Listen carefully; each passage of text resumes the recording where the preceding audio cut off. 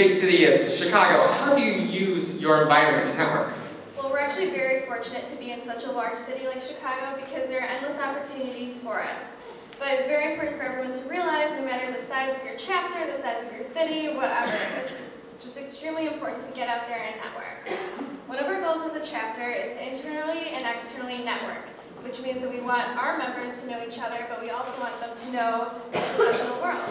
One way to do this is by going about their agency visits. We aim to provide 8 to 10 a year, and this way our members get to know each other on the way there. They get to the workplace, see what it's like, which is extremely important. But what's even better than that is that they get to directly interact with professionals. Alright, that's great that there's so many things for you to do in a city, but what about those who don't live in a city? What advice do you offer for them? Well, it's very important for everybody to know that you can network no matter where you are. You just have to get out there and put in the effort. One way that you can go about doing so if your university focuses more on its organizations is to look at your fellow students. Go to their student organizations and see what they're doing. For example, we had a political organization, a literary magazine, and various charities come to us asking for help, almost like a service or a PR firm. This way we were able to show off our skills along with networking with students who we may potentially work with in the future. Well, thank you so much, but what other advice do you have for any specific PR students? Yeah, there's also PRSSA and YPN chapters that could be in a city near yours. Make sure you have a contact, someone that you can go to directly, and talk to them and potentially work on different workshops together and host events. DePaul PRSSA had the opportunity to work with the Chicago YPN chapter to host a resume workshop on our campus. Our members got involved, were able to put the event together with the young professionals, and they also got to network, which is great. Well, thank you so much, Soma, for all your great insights today. And I'd like to take this moment to thank all my guests for coming out today and providing such valuable information. Let's give them a round of applause.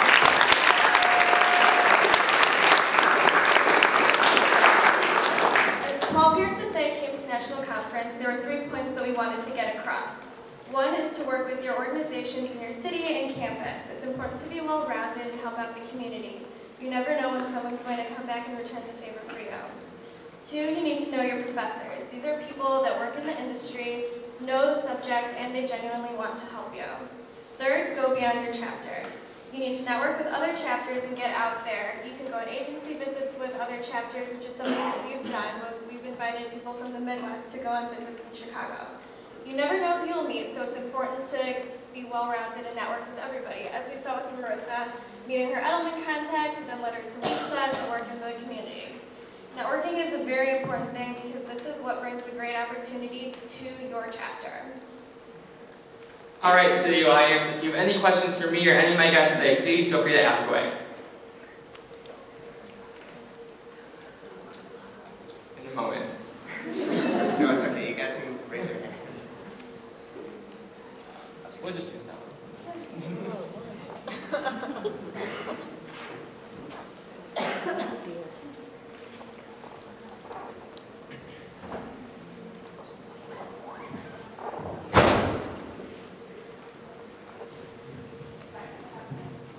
Hello, and thank you for that wonderful presentation. My name is Steph. I'm from Drexel in Philadelphia. My question is for the panelists in PRSSA and YPN. When we as PRSSA members go to big events and networking sessions, what are ways for us to break the ice and sort of get into the conversations, and what are some tips that you have for sort of starting the networking conversations that we have at those events? That makes sense.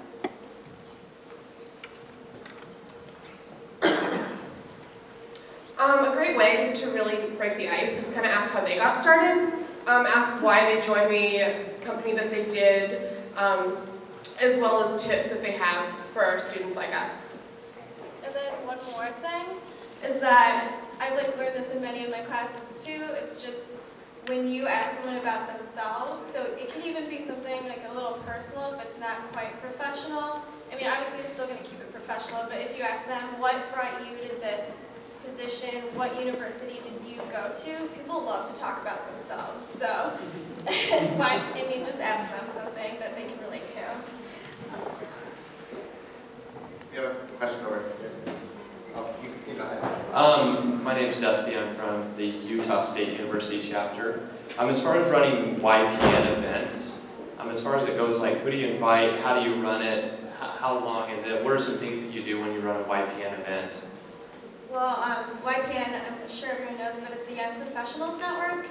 And basically, we had someone contacting us, and I don't know, we had a couple people working with this one contact, and because this was mainly a YPN event hosted on DePaul PRSSA, they did a lot of the outreach and different newsletters and different email blasts, but then we also reached out. We emailed our PRSSA chapter, all of our members. We had posters, we did social media, so you kind of have to work together with your YPN chapter and see what they want to do and see what they want you to do, because essentially you're helping them. We have a question over here. My name is Spencer. I'm from the UAB, from Birmingham, Alabama, and we work with nonprofits with our program as well, and the PRSA, and I just want to know some of the things that y'all have done that's been very successful for y'all, because we do campaigns and things like that, and I just want to know if y'all have anything unique y'all do, or what's the most successful thing that y'all have done with the nonprofit work.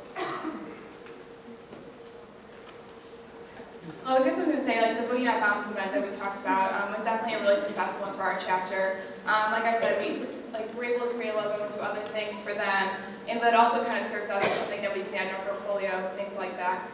We just started out with the contact from Ronald McDonald House, and we actually met the person through networking. To get back to the point, one of our members was working at an internship and at an event, and that's how she met her contact, Ronald McDonald House. So again, it's kind of like one of those things, you never know when the contact will come out, you'll find the contact. But we're really excited to get started like a building relationship. We also, our school has like a Vincentian mission, and every year we have like a Vincentian service day where different groups throughout the city, throughout the school go to different groups throughout the city, not sorry today, and like do service work. And so this past year we all got together as a chapter and went out and did service, and then we were highlighted in a newsletter for the Norwegian hospital. It was local hospital. Yeah, local. It was like Northwestern's Norwegian hospital, so that was nice that we were doing work for them, and then we got some promo for that as well. Go. Oh, you got one over there? Okay. My name's Rob. My name's Rob, also Utah State University. We live in a small town, about 100,000 people, and one of the problems that I've encountered is getting in touch with big PR firms in big cities. Since most of you live in Chicago, so you have big firms all over. What would you suggest for small town people to get involved with big firms and get noticed? Whenever we're like reaching out to agencies, it is hard to get in touch with figure out who the contact is, like the previous group was mentioned. You just have to keep following up with them, but like keep it professional and friendly. If you have a contact number, call up there. I don't know what alum you have, reaching out to an alum, but yeah, just continue to follow up with them.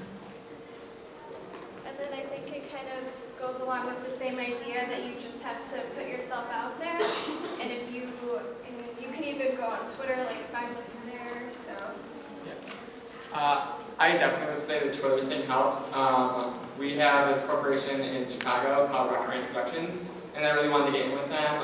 And they, they knew who I was, obviously, because they're a huge company. So I actually went to a session and I actually got to know who some of the members are that are fully involved, like the president of them, and I just tweeted at them because they're very active on social media. And they'll notice that if you take the time to not bother them, but keep up with it. They'll tweet you back, and then that can start a conversation right there. Definitely, and I would also just really emphasize, just follow up with them. Don't incessantly email them, but every week or so, keep following up if they're not getting at you. They'll eventually reply back and try calling as well to figure out who the contact is, so you know specifically who you're supposed to talk to. And you know, great question. Also, go to the regional conferences or link up with other communities. If you go to agency visits in other cities, you can develop your own contacts for your chapter.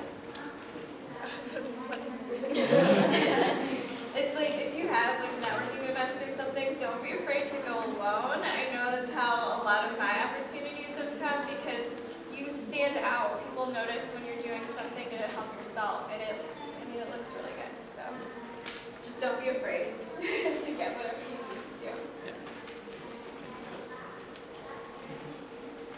Hello, my name is Gabrielle Dillon from the University of Alabama, Roll Tide. And I have a question. When you guys think your agency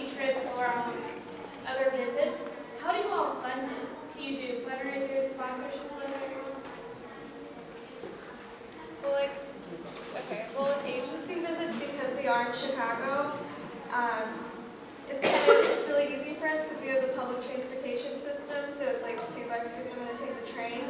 And then when we invite people to go on visits with us, they're usually from neighboring states. So we've had people from like Indiana come,